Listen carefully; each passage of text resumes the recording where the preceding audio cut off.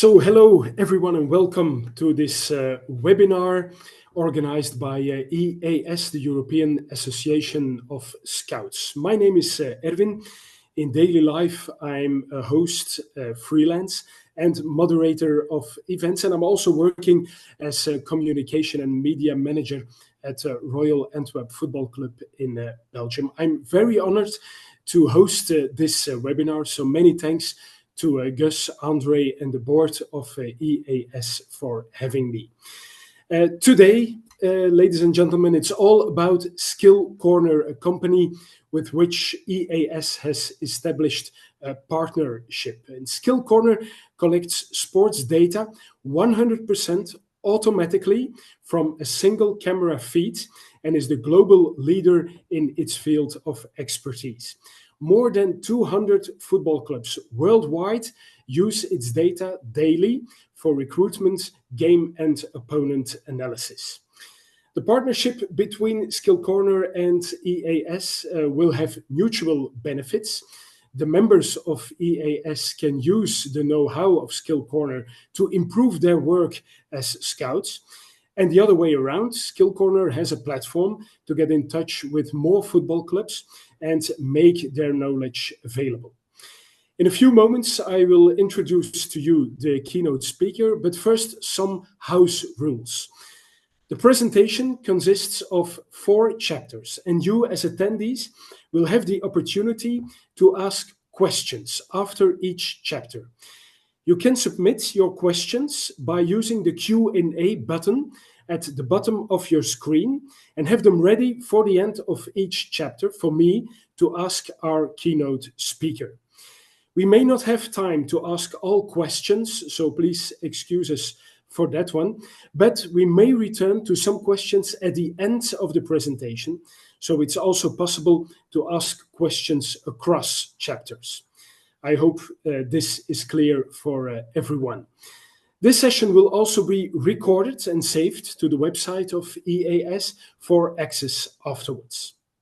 So now, ladies and gentlemen, it's time to introduce to you our keynote speaker. He's an engineer with a passion for data and with many years of heavy analytical experience, ranging from business analysis to data engineering and machine learning. Nowadays, he's head of analysis at SkillCorner. The floor is yours, Michael Nanopoulos. Thank you so much for the warm introduction, Erwin, and hi everyone. It's a privilege to be here. Very grateful for the partnership and all the great work that you guys are doing, and hopefully the session today is both interesting and useful, and something if everyone can walk away with one key learning, I think that the job will be well done. So without further ado, as Erwin said, we'll have to set different moments for questions. I'll just kickstart with a quick introduction. I think we can skip this slide pretty much because Erwin did an even better job than I could do presenting SkillCorner. We're going to see a little bit more what really tracking data really means in the world of scouting and recruitment. And I'm privileged to right now lead the analysis department. We do a lot of research on the one end on metrics and how can we bring more insight out of the tracking data, but also working closer with clubs and scouts on how do we make that data more accessible and useful through insight tools and other projects. So what I have planned for us today is, as I would say, like 4 sections. For those of you who might be new to SkillCorner, we're going to go a little bit through an overview of kind of what tracking data is, what does SkillCorner really do in there, and what are the benefits. And then I've prepared a few key trends that I think are kind of interesting to highlight a little bit about the sport and what our data reveals. And then we're going to go a bit deeper in terms of how this can integrate how you can integrate physical data in a scouting process. And finally, we look a little bit under the hood of the next things that are coming, hopefully for our next session with EAS, but we'll be able to look a bit of where the company is going and what's coming. And on top of it, we'll do a little Q&A section if you have any more questions. All right, let's dive into it. All right, a little SkillCorner overview. So this slide is very wordy on purpose. So you don't need to read all the different components and all the different elements, But it's just an overview right now of where data is in football. And the underlying aspect is it's a lot. There's a lot of areas going from match events, tracking data, all the way down to social media, financial data, things that I'm sure all of you guys work constantly when you're trying to profile a player and understand not only his technical abilities, his mindset, his cultural adaptation capabilities, his health, all those things, right? So there's a lot to uncover, right? And right now, especially where most of the effort of the analytical power is going, not that there's any, lack of the rest, but where most of the analysts are working today is on two elements. On the one hand, we have match event data, which you guys are all familiar. It's on TV by now, right? Goals, shots, tackles, possessions, etc. The uncovering the really big wave of data lately has been all the capabilities of tracking data, right? Understanding where a player is at any point in time on the field, how fast he's moving, how much he's covered over a game, but also where he is in comparison to his teammates and opponents. So these are the two major umbrellas of the tracking data. And why tracking data really matters is that it can unlock all the other elements like shots, goals, passes, etc., with the power of context. You can understand now it's not only a pass to a teammate, but it's a pass in a specific area under a specific amount of pressure. The pass is difficult, the pass is dangerous, the shot is the right one, the shot is complicated. Suddenly you're unlocking so much of context with tracking data. And why that is important in recruitment fundamentally is because of the following, right? So in a very generic framework, and I'm sure you guys, through the clubs you work with, through the expertise you've acquired and developed, probably have your own shape or form of a framework to analyze a player. But there's four major areas, right, where we can really think about profiling a player. On the one hand, we have technical abilities, measurable event stats, goals, tackles, but also things that you go and see on the field, right? The flair, the first touch ability, the quality of that first touch, things that only the eye can capture, but very specific to the technical aspect of a player. You also now have a bit of that context element of the tactical ability of a player. And these are just examples, not exhaustive, right? Runs and movements, awareness of the situation, of the risks that there are, of the positioning, of where the dangers or where the pockets might be, what the system the opponent is playing, all those the tactical elements and the player's awareness of them. We also have the physical attributes. In a modern game now demands athletes, no longer just good football players. So things like top speed, the ability to repeat intense activities, how much does a player work over a game, those are all physical components.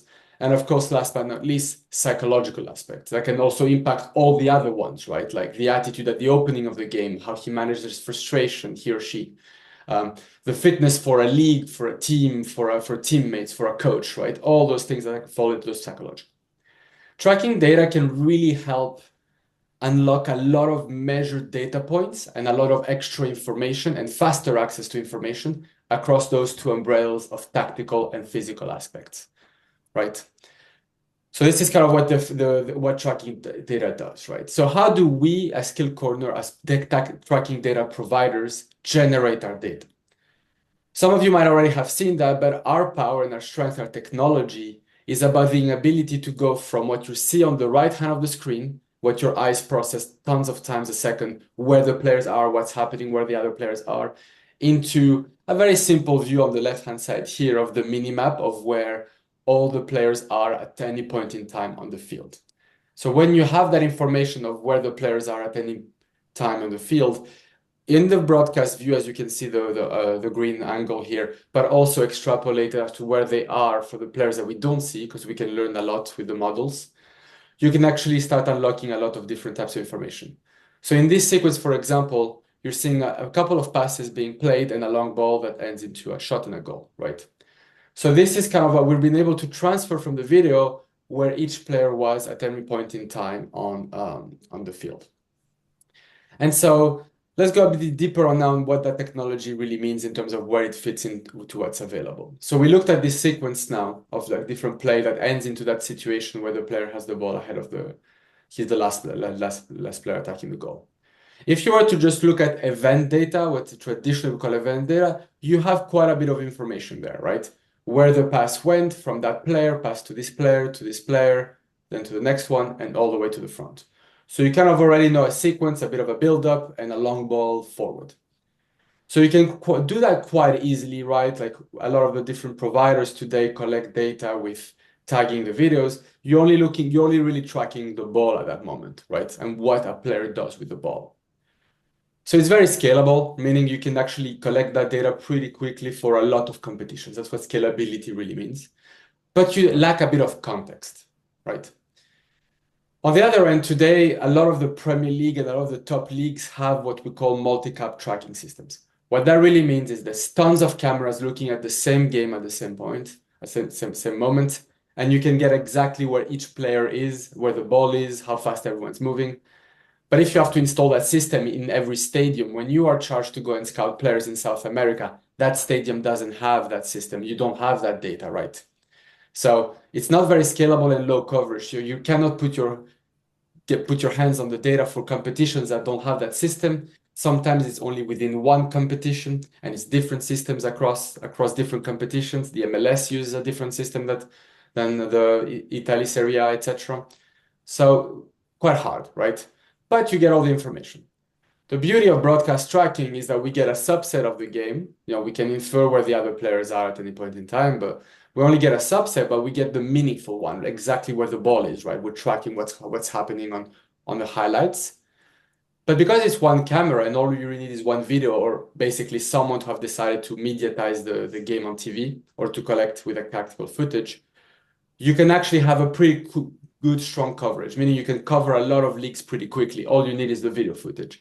So you can get a lot of context as well from that data. We might be missing where the defensive line is at this moment from the team in possession, but you don't necessarily need that for the immediate insight that tracking data can unlock. So that's kind of what we do, and that's kind of what we feel like we can really help today in the world of scouting with tracking data by providing a set of information for multiple leagues across the board, right? So what we really deliver, and we won't spend too much time with the details of our products, is the tracking data. So when you hear tracking data, think coordinates of where a player is at any point in time, right? A lot of data there, very complicated to work with. No one has time for this. So what we're trying to do is to build a set of data sets and aggregated metrics that can help really go from data point to insight pretty fast under two umbrellas. On the one hand, we have the physical data, so the physical elements that we talked about, top speed, trajectories, running, sprinting, number of sprints, distance of sprint, etc. We'll see the details in a second. And on the other hand, what we call contextual data that we won't necessarily cover today, but it's important to know, which is the next layer of the tactical insights. Breaking the lines, running behind, coming short, or understanding how everything moves in a conjunction to each other is what we call contextual data and game intelligence. So the benefits now of this, as we talked about pretty quickly, is it's scalable. So the most important thing is that you can get that information quite quickly for all the competitions that are mediatized. And the beauty of it as well is that as long as it was mediatized in the past, we can go back to look at the video 6 years ago and understand what did a player like Ronaldo have 10 years ago, right? That we're looking for a player now. You don't need, through the video, you have the ability to recover the history. It's comparable, and that's actually very, very important, that the fact that you have one system basically to rule them all. If you actually measure the speed of all the players globally with the same methodology, then it's comparable, as opposed to some people might have GPSs, some other people might using other camera systems, etc. And finally, it's affordable because there's no humans involved. We have our models and machine. Clubs at any level of professional football can actually access that data in a way that can actually help the scouting operations quite effectively without breaking the bank, right? And I think this is where we feel we can really help provide value in those scouting exercises. So before we end this section, I'm going to just deep dive a little bit onto what physical data is, because it's going to be at the core of both the trends and the profiling we're going to do. Physical data is no rocket science. I think anyone here who has looked at a player knows how to describe him physically. There's a lot of sports scientists. Those players are athletes. Key thing here is to just note that we comply with all the FIFA zones just to make sure that everything, again, is comparable and standardized. You're going to hear a lot about the metrics. I'm going to focus on a few ones here. We can look at total distance, of course, and another way to look at it is meters per minute, so the work rate and the pace of a player of a game. You've got the distances at different speed bands, high speed, sprinting, and high intensity. High intensity is the combination of high speed and sprinting together to really get a volume of how much strain activity you have, right? High speed running is above 20 kilometers and sprinting is above 25. You don't need to remember these, but just for reference. And then, of course, the counts of how many of those activities you do. And then the more dynamic aspects, like number of accelerations, decelerations, things that can alter the explosivity of a player when we're describing him, or how fast he can stop and turn and things like that. And last but not least, the top speed. We usually use a metric called peak speed velocity 99th percentile. We don't need to go too deep, but this is a methodology. It's not exactly the top speed of a player, but it's the highest speed that we think a player can repeat, meaning he can reach 30, 31, 32, 33 kilometers an hour, for example, consistently, not just that one sprint once in a season. And of course, that data can be broken by phases of the game. The simplest things to think about is, does the team have the ball or does the opposition have the ball, right? So to understand, like, is he working hard in possession or out of possession? Perfect. So I'm going to pause here. These were the kind of introductions of the physical data and what SkillCorner do. If you have any questions, now is a good opportunity before we move on to the next section. No questions so far. We just take a few more moments and see if any questions are coming in. Otherwise, we move on to the next chapter. All right, let's give it 10 more seconds. Got the time on the right. I'm going to take a pat on the back and think that everything was crystal clear. Hope that everything was crystal clear. It was very clear, Michael. I guess we can move on, Michael, to the trends you will talk about. So I changed this title a little bit to be longer to match the league showdown. It's always fun to look at league comparisons. So in this section, we're going to go a little bit in terms of what the aggregated. So when we look at all that physical data all together by averaging players, teams, and then competitions, what insight does that reveal and how that can help for scouting as well. The first thing I actually wanted to start with, because it impacts my day-to-day job quite often, and it can matter when we do scouting and data scouting, is ball in play. Now, you might have noticed earlier we mentioned about team in possession and the opposition team in possession.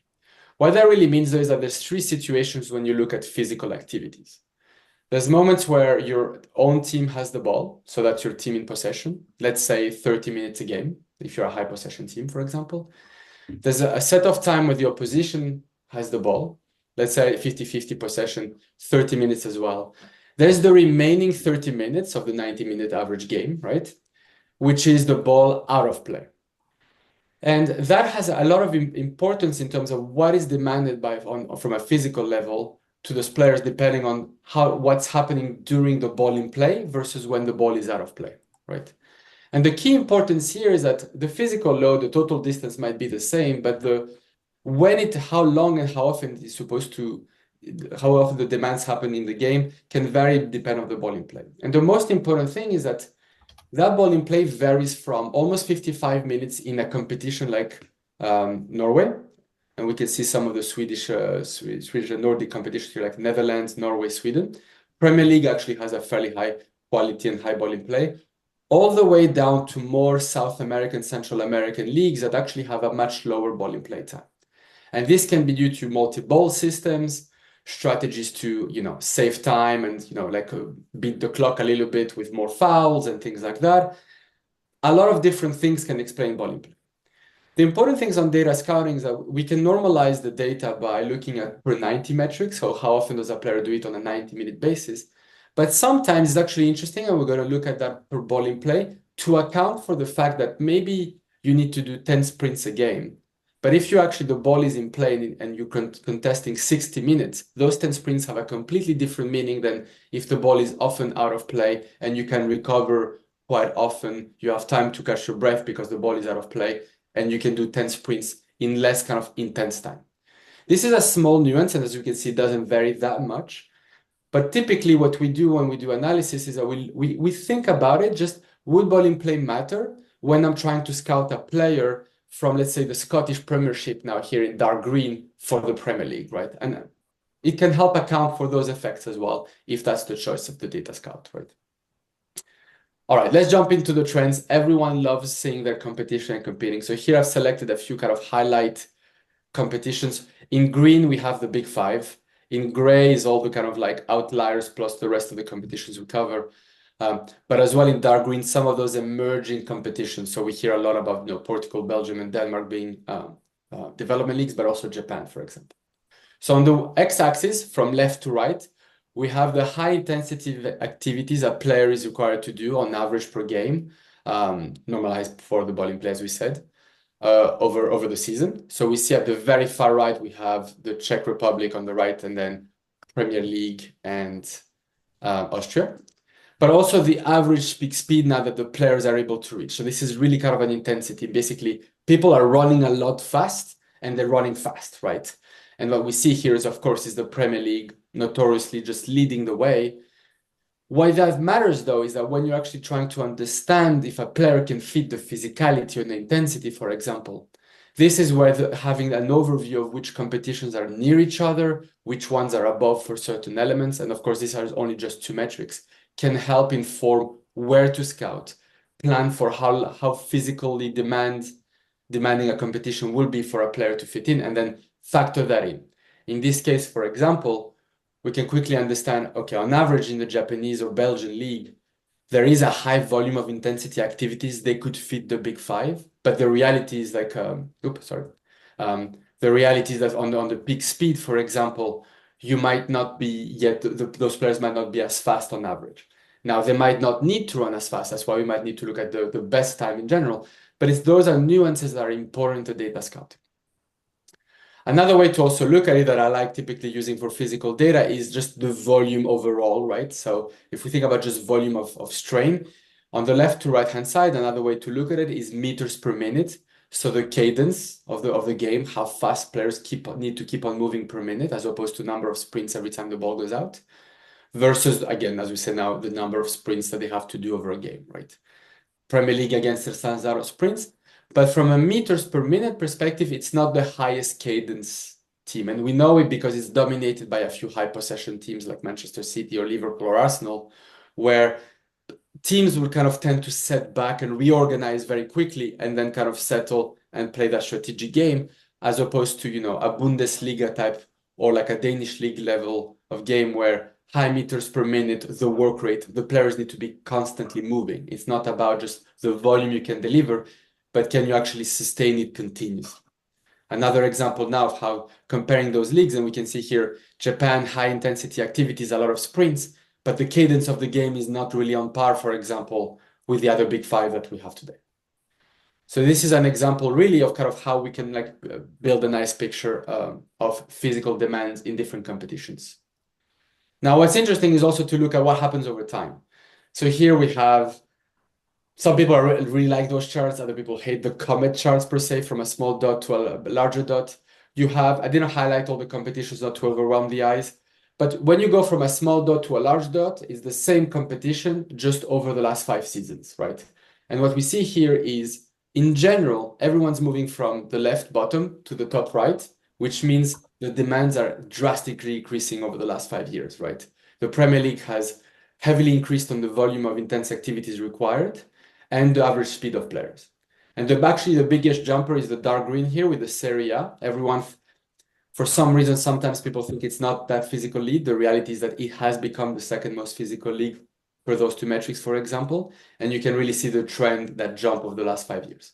Trend that might not be so prominent in other competitions. So you have it over time. There's a clear difference between the leagues, but there's also basically it's happening across all tiers of football, not just the big five. Here I've highlighted the 4 tiers of professional English football. We haven't really recreated the data historically for League One and League Two for camera purposes, but just to get a sense of basically the evolution is happening in the Championship as much as it's happening of the Premier League. And we have here we started in 2020 as opposed to 2018 in the previous slide, but it's happening across the tiers. The other thing that this kind of highlights as well now is the distance between all those dots, right? As we talked about different levels of competitions, within competitions and within tiers of football within one country or league, there are those gaps that exist. So another way now to understand what is this gap between now, if I'm an Italian club and I'm scouting in the second division of Italy, where it's easy, language-wise, geographically, contracts, cultural fit, no problem. While physically, at least, for example, is it easy? And the reality, for example, is we can already identify a big gap, a smaller gap, for example, than the second or French division. And this way, for example, in data scouting, we can build some indexes. So for example, here we look at, I've highlighted a few competitions. If we were to just look at that distance, just numerically with an index, what is the big gap, right? And for example, in this case here, we see that the biggest gap physically goes from second division of Italy to the first division of Italy in terms of the ones that we cover right now at SkillCorner. But you can also see that English football, the gap is very drastic across all those jumps now. Going from League 2 to League 1, there is a demand physically that is smaller than the level of physical demands that is needed to go from the third division to the second division. That is also smaller than the level of demands needed from going from the second division to the first. So this is very interesting now when we think about player scouting, and when it's very convenient, for example, and we might think the football is similar in a second division to a first division, well, you can actually measure that now, at least on physical demands as well. And for example, France 2 to France 1 compared to global football is one of the easiest, like more smoother physical transitions when we look at the demands required by a player. One last trend insight that I have to share with you in this section is around the position groups as well. Is it happening in specific areas? So we have the center forwards at the top. There's a lot of text here, I apologize. The central defenders here, of course, lower volume of activities on the left. Fullbacks, midfielders, and wide attackers. The gist of it is taking one step back and maybe squinting the eyes and realize all the green dots are to the right of the grays, in most situations. That just shows that the demands are drastically increasing across all positions, but in particular for fullbacks. With the new modern game as well of having very, very intense fullbacks at contributing to the attacking of the game and joining those attacks, we see that in the last 5 seasons, that big high intensity activity jump has happened across the fullbacks, except maybe in La Liga, but in the other big 5 competitions, that demand is increasing, right? As opposed to other positions where it might be a bit less demanded. In Ligue 1, for example, we see like in France, we see that the demand has increased mostly from the midfielders as the game has evolved to a more box-to-box as well. And finally, why does all this matter to have important for physicality? And this to show a little bit what SkillCorner does and why it actually is important for scouting as well, is that it helps to win. So we did this research over the last 5 seasons, 3 seasons, over 30 plus competitions. And we looked at the squads that had what percentage of slow players did you have, right? If you're in that bucket, that really means that for the given position, you have between 0 and 10% players that are below the average of the competition position. So if I'm here, I have the fastest players across each position if I'm at 0%. For wingers, I have faster players than the average only. For strikers, only faster players than the average, etc., across all positions. If you're down here as a team, you mostly have slower players than average for your competition, your position. Important thing to take away here is if you're part of the teams, the win rate of the teams that had faster players, so people able to move faster, had a win rate on average of 42%. And the teams that only had kind of slower than average players, their win rate was 26%. You can definitely win games with slow players. No one's contesting that. But the reality is like the more you have fast players, the more you can capitalize on counterattacks, the more you can recover quickly and win more games ultimately. So just this is why this whole thing matters, to actually scout faster and physical players to be able to win games. This ends our trend section. So I'm ready to take any questions if there's any yet in the chat. Yeah, we've received a very interesting question, Michael.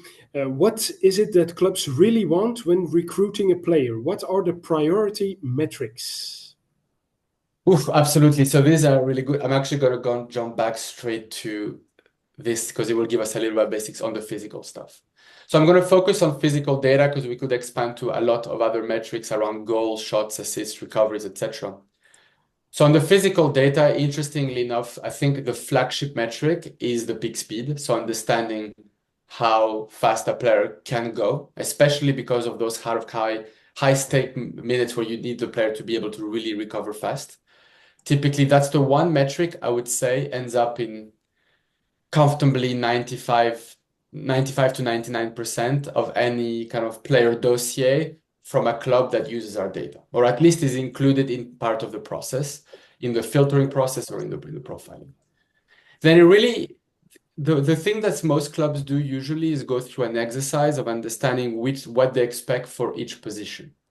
And then they'll start playing around with different metrics. Meters per minute is very, very common because it just gives you a sense, is the player constantly moving, which means that he's not on his toes, he's always able to be more explosive, etc. He's not static, he's able to sustain it. So this is a flagship metric, particularly popular, and we'll see it later, for box-to-box midfielders and any player that has high work rate, so wingers, fullbacks, midfielders. And then, of course, the ability to repeat count high-intensity activities and high-intensity distance. So the ability to repeat that level of being above 20 kilometers an hour often in a game and covering large distances, but to be able to repeat it. So if I really had to really knife on my throat, pick three, and that's the only one, I would go for peak speed, meters per minute, and high intensity. I do know that for some positions now, for like central defenders, we're actually working on a second version for that. Acceleration profiles matter as well because you need to cover quick distances more often as opposed to just like longer high intensity. So those are the three. Peak speed, I would say, like leads everything. And then meters per minute is a player able to consistently play at a high pace, and then high intensity activities and distance. Okay, second one. Is it possible for SkillCorner to compare my league, my club, to other leagues to find fitting markets? Absolutely, yeah. So if we go back to this one now, of course, let's say I'm going to use the Premier League because it's a bit easier here, right? If you actually were to break that average of the Premier League group, you'll get probably you can picture it a little bit like a cloud of points of the 20 teams around that dot because it's the average. So you'd have teams that are particularly higher on the top right, and then some teams that are actually closer to the Serie A, right? And then if you break out the Serie A, you get the same effect. So around here, you'd have teams that overlap typically. So for example, with SkillCorner, you can understand by doing those at the team level and at the player level, while our players in a certain team may be in a league that's a bit lower physically, but they're performing in a team that plays in higher intensity that's closer to my benchmark.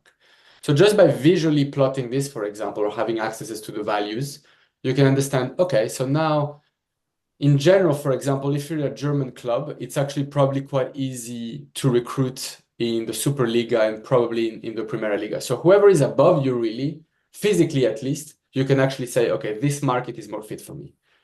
But there's a lot of other competitions here. We can of course like share the data to our clients. But there's a lot of other competitions here where you select, okay, but maybe then I can also scout in those areas, right? Because it's guaranteed as well, because those are averages. The best players in those competitions here are going to be at your level, right? Or it could be better. And this way you can kind of understand which teams, players, and then of course competitions fit your style. If you're, again, the Bundesliga, if you're a club, again, or are in a league, or you're scouting for a team that plays in a very high rate box-to-box direct play style like the Bundesliga, again, for example, we see that all the, and it's not a shocker here, we see all the Nordic leagues and the Danish Superliga really close in terms of meters per minute. So that means the cadence in those leagues is the right one. So once you've identified metrics that matter for a player and that are specific to your league as well, you can then isolate leagues that have that profile without saying, I don't need the fastest players on earth. I need the ones that physically play the same way that my league plays. Thank you, Michael, for clearing this out. The third chapter, if I'm right, it was about integrating physical data in the scouting process. Absolutely, right. And I think this hopefully will help as well a little bit on the building a bit on the question that we just talked about. I think what's kind of interesting in integrating the data scout is like there's no one method, right? And there's not one method because ultimately your time is different, your resources are different, your stakeholders, so your head coaches, your sporting directors, your analysts are all different. And they're not all different because of the play style that they play, etc., even though that varies a lot. They're also very different because at different moments in time, they have different needs. So in the integration process, very often, What we found quite successful, and we work closely with clubs, is understanding exactly what the objective is in the first place for the specific role or position you're scouting for. Am I replacing a player, right? So sometimes like I want to replace a player that is leaving because his contract is ending and he's signed for somewhere else, and I want someone similar, I want someone a bit better or so. But it's player replacement centric, meaning you have something, you have a reference point that you're looking to compare against a prospect and want to compare to that. You might just have a profile in mind. You have a new coach that says, well, my wing backs need to be crazy fast. They need to be able to be just like box to box as well, but on the wide areas. This is the type of profile. He's able to press when we lose the ball, and if the press doesn't work, he recovers really quickly. Those are profile driven. You don't have a specific player in mind. You might have one, you might not. Sometimes you have people that are just position group based. I need to bolster my midfield. You're looking at a bit of squad planning. I need more of a holding center back, or like a very intense center back, or I need like a forward that can keep the ball, or a forward that runs behind. It can just be very aloof like that. Or you might just see a player, right, on a youth competition, and you're like, wait, this guy looks really good. Let me learn more information. Those are four very different objectives in terms of what you're going to do, right?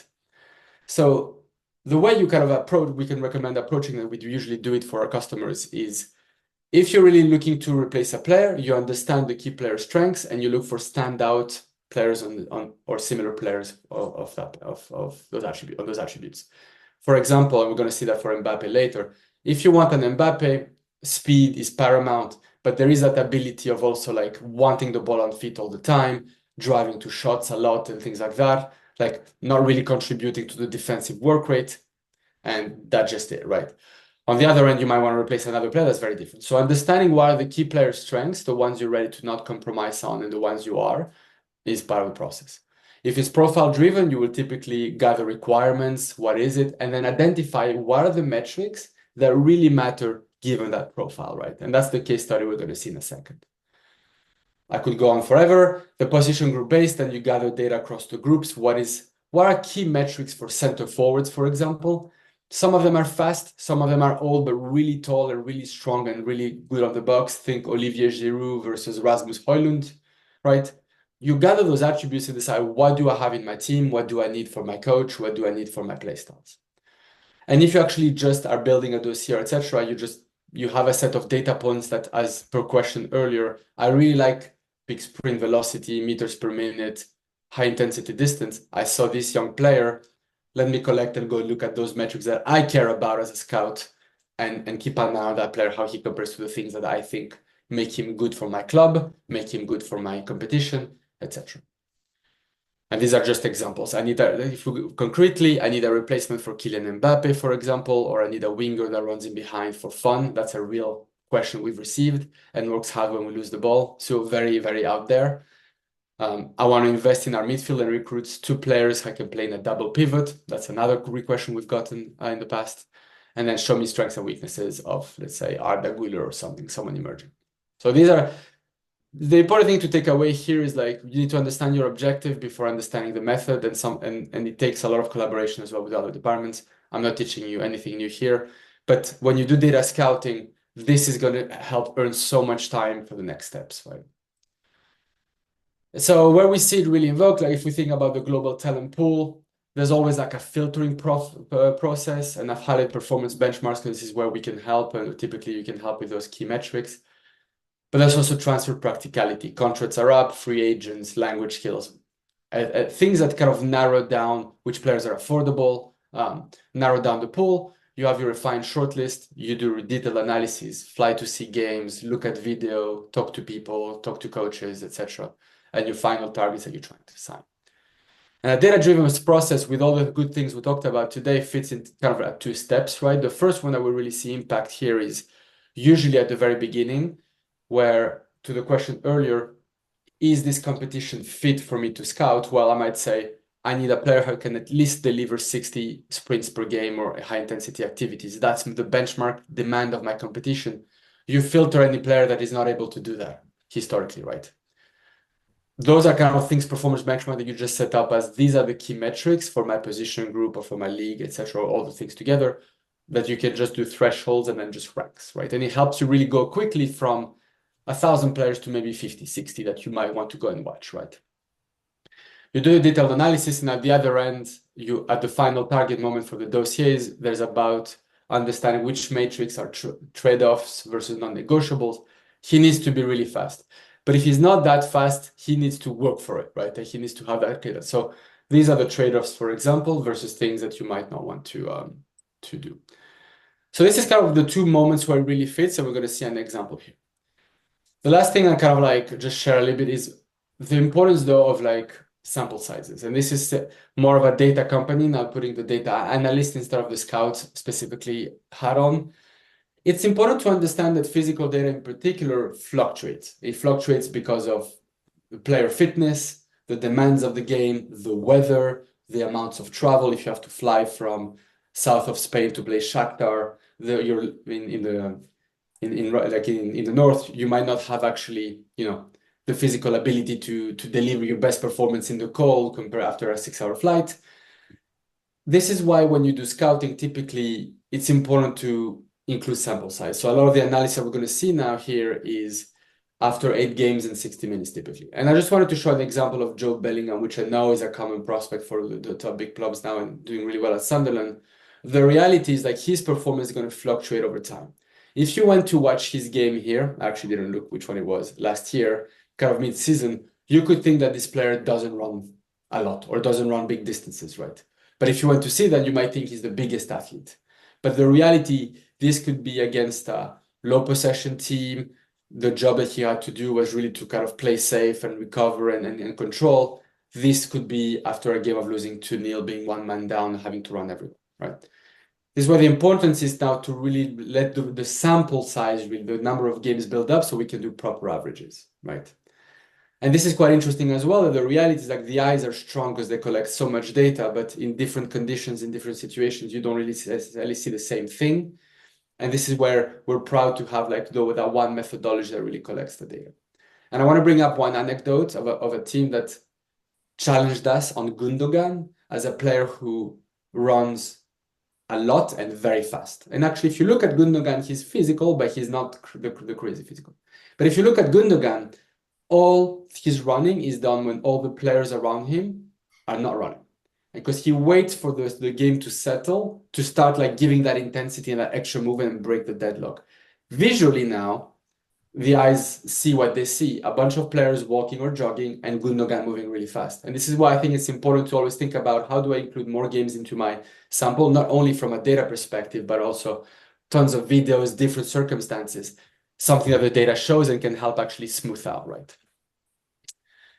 All right, let's go into a little case study. I thought about something that's kind of quite recent that everybody knows. So we know that Ugarte left PSG to go to United to Manchester United this summer. And let's imagine now the coach or someone else at PSG comes and says, well, we need to replace Ugarte. We're open about which candidates, but we need the player to be very physical, right? He needs to work hard on possession, be rapid and dynamic. And you can actually think about players immediately. Okay, those guys play as a 6, they're quick, they're rapid. But how do we do it in a data scouting way now, right? A little bit to at least like shrink the list down. First, we have a bit of a translation job to do. And that's what, honestly, think about the analysts at your clubs. That's what they spend time doing. Or that's also the work that you spend your time doing as well very often, is translating. It's not about reading football, understanding football, finding players. It's about doing a translation job. The first thing that happens, for example, is like, okay, let's look at which metrics map out to the metrics that the descriptions of that translating the footballing language that we're talking about.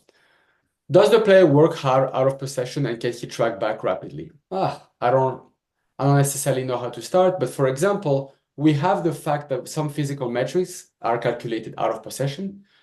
So works hard out of possession, meters per minute OTIP, so opponent team in possession, and sprinting distance. So if he can track back rapidly, technically what that really means is that he's sprinting to get back into position over a long distance. So I want to see how much he can do at sprinting distance over doing different games. Again, when the opponent team has the ball, I focus on those specific moments of the game. That's our first question, let's say.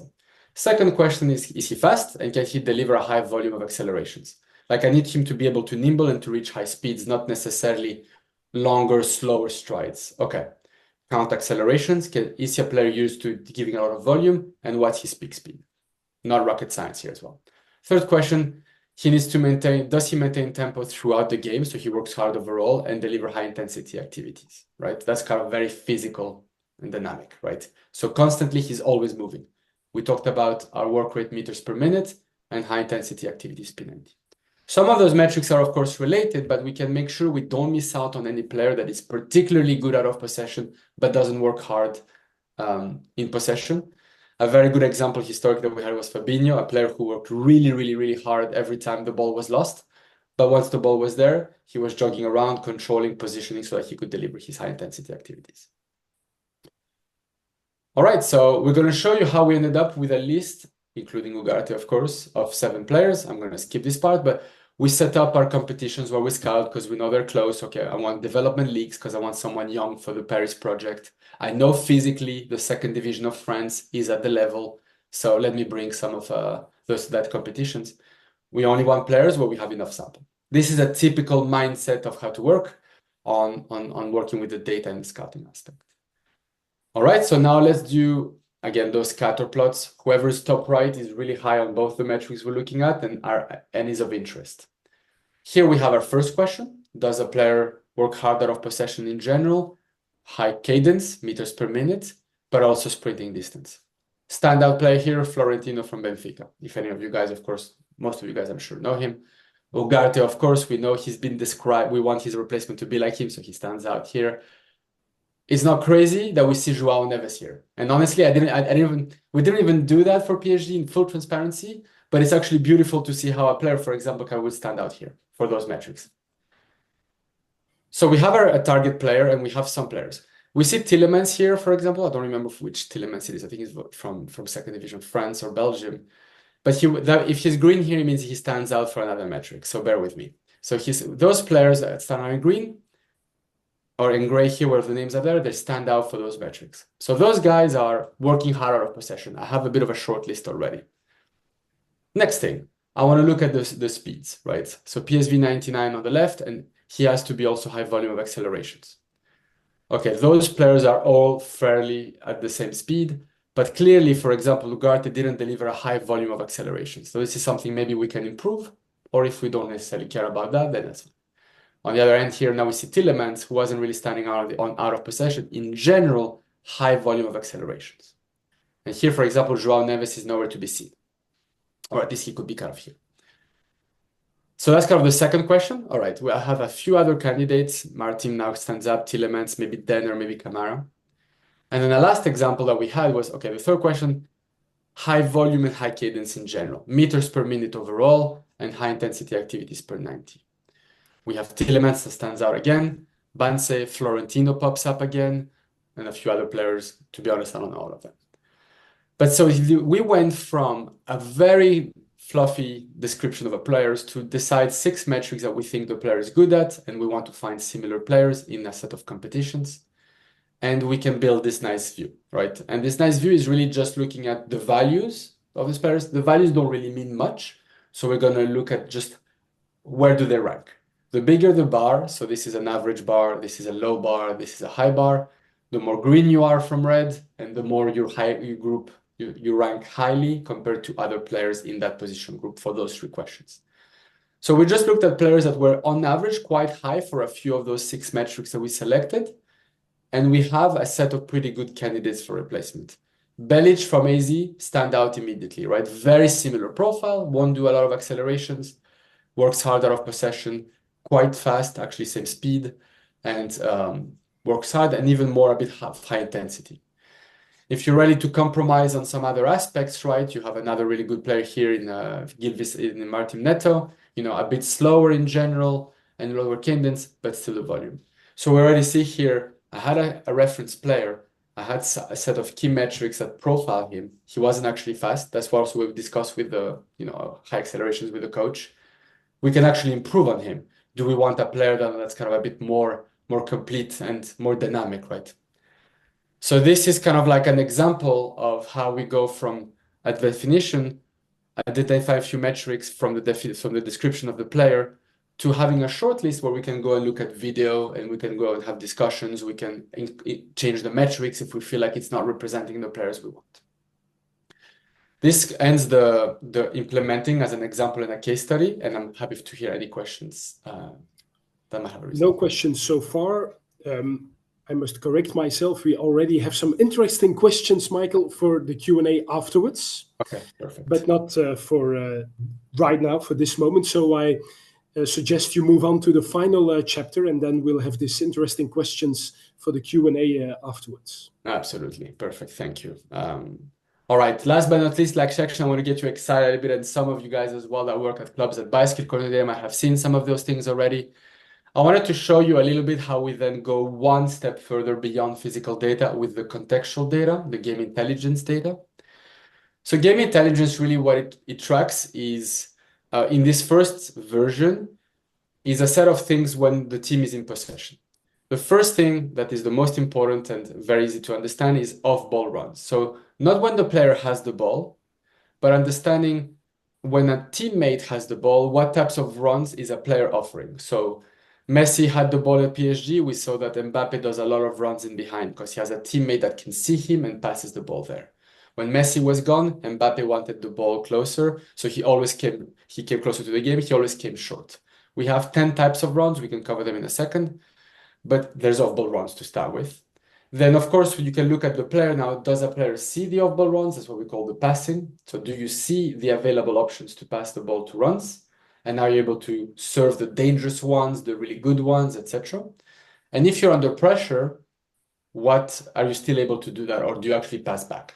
Simple, very simplification of what game intelligence has. And you can build a much different profile or a bit more extensive profile. So again, let's look at the first step here of understanding Mbappe again. I'm going to use him as an example. Who is Mbappe's strengths and weaknesses? And hopefully those click, right?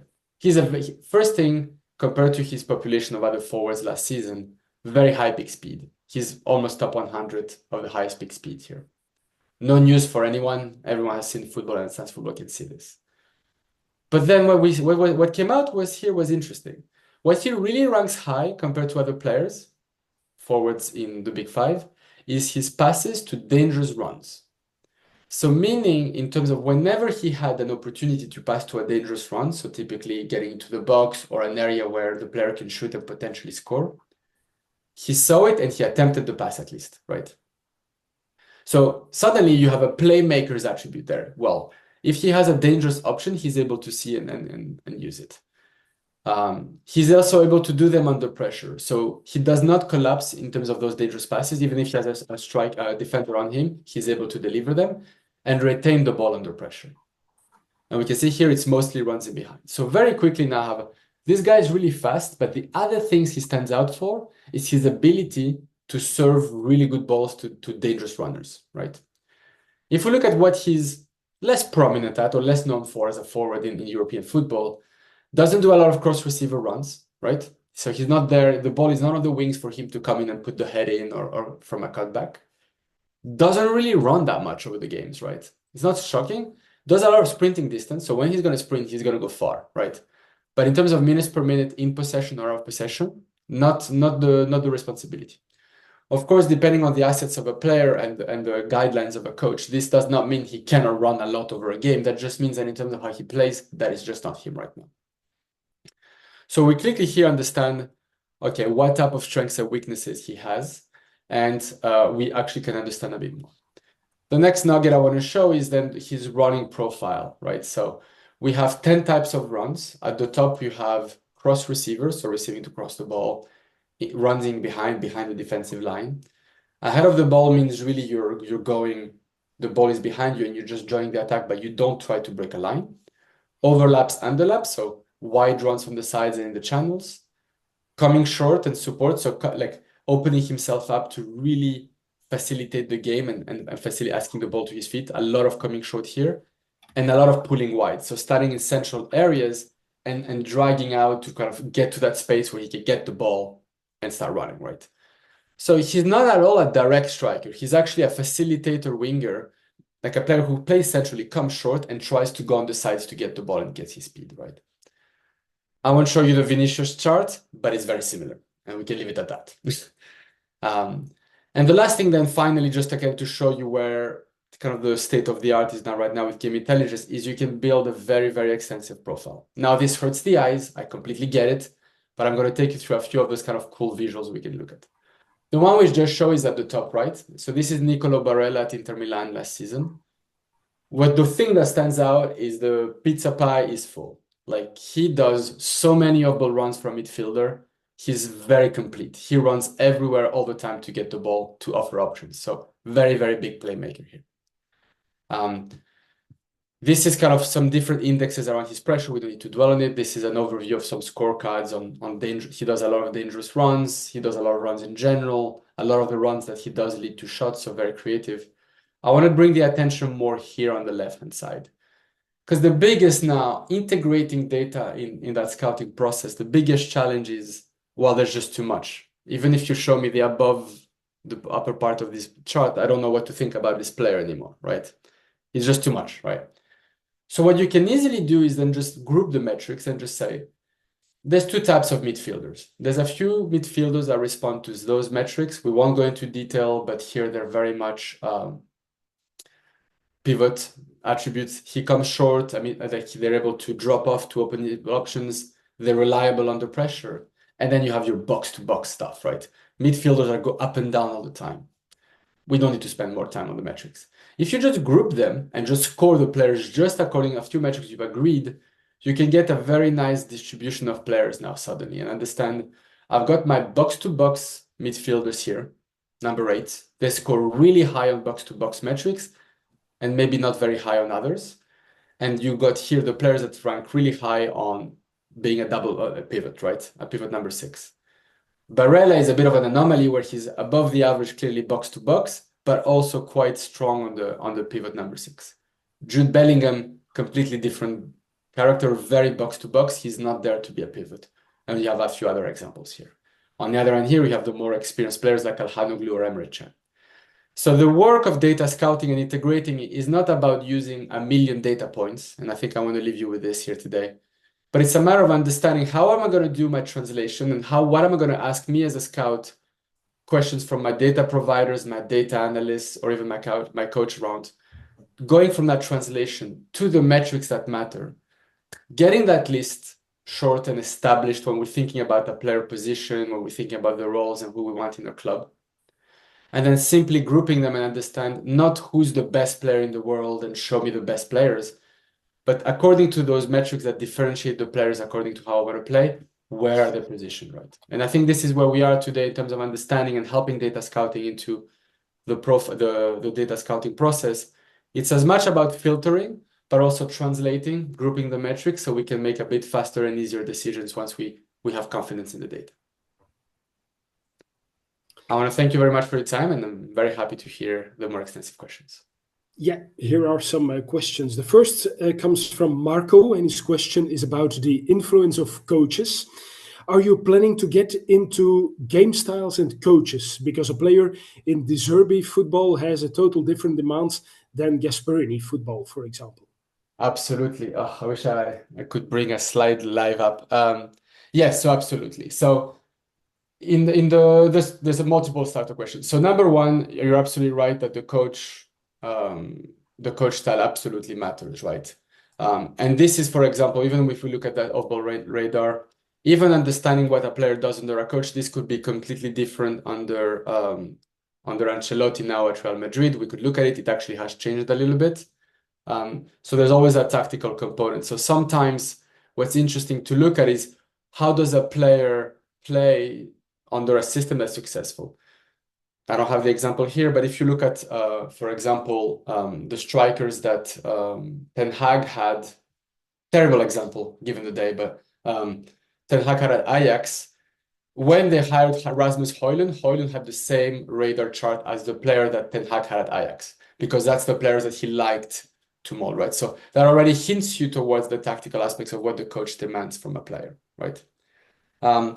We're about to release by the end of the year our phase of play. So you're able to kind of understand what a player does in specific phases of play. So in a De Zerbi style, very build-up oriented, keep the ball, invite the pressure. what does a 6 do? What does my fullback do? So very, very important to account for that.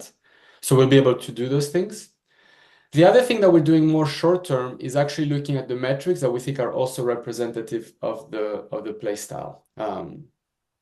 So for example, what we noticed is ball retention under pressure is one of the metrics that we have. I think I have it here for players. Let's say retention under player Barrel at 82%. You can also then proxy that and think about it, what am I expecting players to be good at in a De Zerbi style football, right? Well, if you're a center back, you need to have a really good composure and ball retention under pressure, right? In your own third. So what we had looked at is the De Zerbi, whenever De Zerbi went anywhere, how his defense was able to cope with pressure. And you saw that on average, all those players ranked really high every time he came into the club. He was able to bring them to a point and to train them and to set them up in a way that even under high pressure, all those players would be elite under high pressure. Not only because they would be training to manage the pressure themselves, but also always have an option to invite that pressure and cope with it as a team. So this is an easy way sometimes to understand what am I expecting from my players, or a coach expects from players, what are the few metrics, and if I group them at a team level, what does that data tell me? Okay, the next question comes from Dries. Isn't it more useful to look at the maximum data values of a player per match instead of looking at the average data in order to see what a player is capable to performing maximal? Absolutely. Unfortunately, there's no yes or no answer. It's a very, very valid point. So I'm going to use this as an example because I think it kind of speaks to, maybe that's kind of what stemmed the question. I think for more fundamentally is what you're trying to answer, right? If you're saying what can a player do at his best, what will be his best performance ever, right? Then yes, the max value is, well, the top speed that he could ever achieve is this. That's his ceiling, really. And you can use that as a reference point, absolutely. If your question is what can he consistently do, or what can I expect him to do more often than not really, right? Then it's a very different question. That's where the averages really come in. So for example, if you said the demands of let's say Job needs to go to a Premier League team, right? And we see that in general, the demands of the team are 700 or 800 or 900 meters, right? Well, you could say on a good game, he can do that. He can deliver that value, right? On average, though, I am not sure, just depending on his physical. And I don't know if those two games here are more representative of him in his stability, or are they just so happen that game he wasn't in shape, or something happened, was the early kickoff or a late kickoff or whatever, right? So it's always a matter of like which metric you use and how you normalize it, max or average, is the risk you want to take, right? And what question you're really trying to answer. If you say like this guy is young, I can develop him in a machine, he's done 1 kilometer at least 6 times, I can make him do it 25 times a season, then you can take that risk. And that's the question you're really answering, right? Depending on other factors. That's why I think there's not necessarily the best or do you use the best, the ceiling value as the average, but it depends what question you answer. The one thing I will say though, which is a very valid point, and sometimes we use the max, is you might actually want to think about that consistency when the difference between competition is very different. And I think that leads back to the very first question around, can I use SkillCorner data? I'm going to use Bellegarde as an example from Strasbourg to Wolves, where if you look at his data, his average volume is actually average to the Ligue 1 before he went to the Premier League. But I think his 7 or 8 best performances were above the Premier League average. So that means he had a lot of fluctuation, right? This was a sign and can help understand that, okay, if he can do it 7 or 8 times during a season, now at this stage, I have more confidence that potentially he can deliver it in the Premier League, given the benchmark of the Premier League, right? So I think that closes my answer, I think, to this one is, you're right that for the max and some things like that, you might actually want to look at the peak speed. For a center back, peak speed is actually good because you only need him to track back this one time a game very, very fast, and that's it, right? Or the count sprints, maybe 2 or 3 is enough as long as he can do a really fast one. But if you want consistency and lower risk, then the average is more reliable. Because if I tell you the average is 900 meters of a player now compared to Job, he's definitely higher working than the player, right? So that's kind of how we typically navigate, and we see that the max or the average values are used. Okay, the next one comes from Joao. Is there any way to predict a potential of a player to reach the data that we want in a specific metric? And in addition, what did data over time learn SkillCorner about how much progress players can make when it comes to physical data? A lot of questions. All right, on the first question, the predicting, I think it echoes back a little bit to what we just discussed as well, right? Like if the player has hit consistently values that are close to what we would demand, right? And we understand that the times he hasn't, there's something else about those games. They're all the high possession, low possession games. We've actually done analysis, and you don't find necessarily there's a clear pattern from a data perspective to those games here where he runs less, right? But if a player is kind of like above already, you can predict that he can deliver. If he's below, then there's things like trajectories and over seasons, right? And what you see, we even see here with Job in this example is that kind of like ramp up over the seasons, but the championship is a very demanding competition, etc. So sometimes kind of understanding the trajectory evolution here, it's interesting. It's early on in the season, but it looks like his volume has dropped off. If we actually had his brother, you would see that from Birmingham to Dortmund to Real, it keeps increasing. So you could just decide to split, over periods of time and see if the trajectory is going up, can I actually expect, given the age group of the player, that data to increase. What we have actually have used it here is you can easily plot with the data by looking at the average, not of the competitions or anything, but of the age of the players, what volume there is. And you can already understand if a player is within range of his age group or above his age group. And typically, the volume that a player can deliver goes up over time, bar injuries, bar everything else, from, let's say, 19 to 25, 26, which is peak physical form typically. So if a player is following the trajectory, he's already above the average at his age group, then you can take a more educated decision around he can still improve, but he's already quite high, right? So we could predict it. I think some things are trainable, etc., because you can understand more. In our experience, what we've seen is that the experience, of course, the scouts and some of the age groups can help predict a little bit of improvement. But on the data front, usually the data is going to help you filter out players that he's never hit it once or twice in his career or in his season. Then you have less evidence that he could ever hit it really, right? So you kind of like, again, play around with the max values and the ceiling values, because there will be circumstances when a player can hit a value.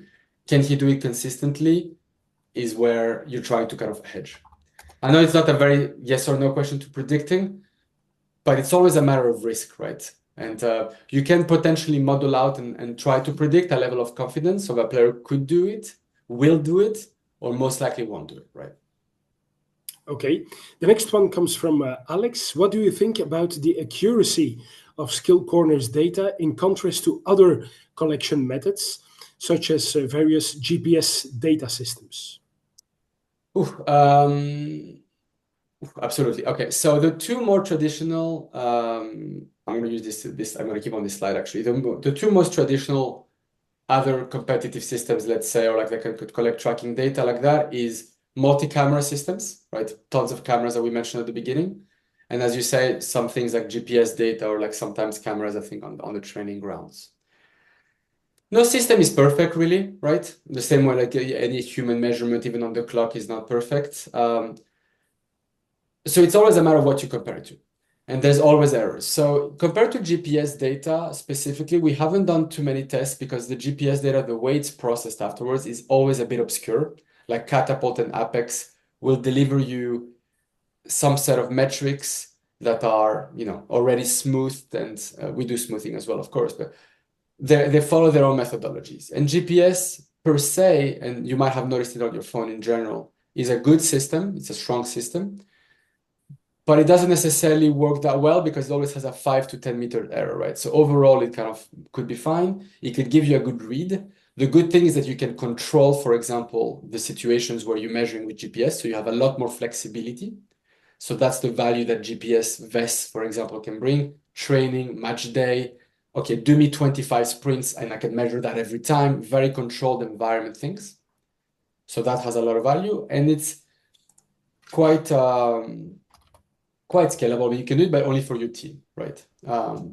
So the accuracy there is a bit better, I think, from our systems on a one sample, because you can control the environment and really understand what you're actually trying to look at specifically, right? The optical systems as well are probably the best, but they're very, very expensive. So those guys are quite accurate, but to scale is very complicated. So our accuracy on a match level is actually not that good if you just look at one value, and as we said, as a measurement. But we tend to compare ourselves to optical tracking over time. So after 4 or 5 games of Job, for example, here, how far I am from the data on average, that's 779, for example, here, compared to what optical tracking data tells you, because we believe that's the state of the art. And on most physical metrics, we're after 8 games, and that's why we typically recommend 8 games. We're anything below 5% error to 8 or 9% error, depending on the metric, right? So it's always a matter of what you compare to and what you're trying to do. So we will never really want to compete with a measurement of what the top speed is of a player against the GPS best, right? But we can do it for a player in second division in Korea, right? Consistently. And if I tell you Job is at 779 and this other young talent is at 77 or 800, we might be wrong. But where we're not wrong, because we've done the same methodology with the same errors, etc., is that the other guy is 20, 30% more. So it's not always in the field of recruitment, the way we see it is not necessarily a game of accuracy. Of course, we want to be accurate and we keep improving our data all the time to get there, and we train it against state-of-the-art, very accurate data from optical tracking. But we build the models in a way that allow us to comfortably compare players. And when I say this guy is faster, runs more, slower, etc., I have very high confidence. And what we find is, compared to GPS and compared to optical tracking, the values might not be the same. But if I tell you on GPS, this guy is faster than this one, you'd find the same thing on SkillCorner, the same way you find it on optical tracking systems. Okay, a question from Andre. Is it possible to use SkillCorner in analysis of the youth leagues in Brazil? Or more general, what are the requirements for SkillCorner that you can analyze? Absolutely. I'm going to go all the way up. The answer is we have one youth league, I think, but we can definitely expand as long as the video gets there. So we don't have really constraints. So it's all about getting the video and the video being of good quality. So the requirements, let me get to the video because it's always a bit easier because it's always a good set. The requirements we typically need at the very beginning is to have the video feed, of course, right? To know which number is which player, so the team sheet, and the sizes of the pitch really help. We can estimate them because we know on average based on what's happening, how big the pitch should be and where the circle is and etc. But those are the 3 kind of requirements offline, let's say, like the video and then the team sheets. Then we can obtain, I think, from Scout as well on the divisions in Brazil. The other aspect is the quality of the video itself. So here, for example, we see a lot of players at the same time. What you find in some youth leagues, etc., the camera is really, really far. So it's kind of actually harder to detect the jersey numbers, for example, or the camera is sometimes at an angle, is very, very close to the pitch. So you don't really get a good perspective. So it's what we call tactical. In general, we can do it for as long as the camera is positioned in a way that fits TV. That's kind of how we really developed and more tactical objectives. But in some youth leagues where the fields change consistently, like you don't really know, like youth league, like I don't know, Boca Juniors under 17 playing different fields every weekend, so we don't have that information of the size of the fields. It's sometimes a bit of the quality of where we know. So as long as the video is there and we can get that information, our processing capabilities can adapt. And this is why we're trying to work closer with the federations and the different leagues to try to normalize that a little bit so we can get that information. Okay, Michael, the last question from Stefan. Can SkillCorner recommend on their data a specific style of football for different leagues to be as successful as possible? Another one. I wish I had my slides ready. We can follow up with that maybe on the next session. Yes, I mean, again, success is very relative. Let's call it that. It's always a matter of like what's success. Today, what we have found is that with our off-ball running data and the physical data, we can do the following. We can understand we can group by teams by play styles, right? And understand if a team plays more low block, deep block, high block, right? Simple example, if a team doesn't spend much time in the build-up phase and create phase like City, but mostly on the finish phase, we know that the opposition team plays in low blocks. We can say, okay, Sheffield United very often on low blocks, or Brentford, for example, plays as a back five with the formation. And what the types of runs they do is the moment they get the ball, there's runs ahead of the ball and runs in behind, they try to use that space. I'm talking a lot to explain. We group all these to say direct style, build-up style, possession style. They create danger through threat. They press high, they press low. What you have found then is basically, we're going to use points for success because it's the easiest. That avoids us saying, oh, the success is Champions League or anything, but just points. You have, by competition, different playing styles that really correlate with points. Nothing really crazy, but for example, in the Premier League, you need to be able to press really high and to have high possession because it's the style of the three major teams, right? But in the Premier League, if you look at the bottom teams, you'll find that they all defend in a low block and they don't get points. So there's very high inverted correlation. The more you play as a low block, the less points you'll get in the Premier League. If you look to the Serie A now, you will find teams that play with low blocks, like I think Inter last year or 2 years ago, that have high points as well. So the correlation is minimal in Italy. You have zero correlation between how much you spend time in low block versus how many points you get, because the style of Italian football does a lot more of low blocks. So therefore, it's what you do with the ball when you're not low blocking that matters, right? In the Premier League, it doesn't matter. It doesn't work. If you play a lot of low block and really focus a lot on what you're going to do when you get the ball, it's still not enough to get the points. So these are how some of the data is grouped and slowly to understand, well, the types of players you need, how many young players, experienced players, fast players. We put that all into a research model that we have right now when we help to profile teams that gives you that correlation matrix. Okay, thank you very much, Michael. Ladies and gentlemen, we have reached the end of this webinar. A great thank you to our keynote speaker, Michael Nanopoulos, for his very interesting presentation. Thank you, Michael. And thank you to all our attendees, of course, for being with us today. We hope it was worth your time. And remind, this session has been recorded and saved to the website of EAS, so you can review it whenever you want. And of course, watch the channels of EAS for further information. And for myself, I hope to see you next time. Bye-bye.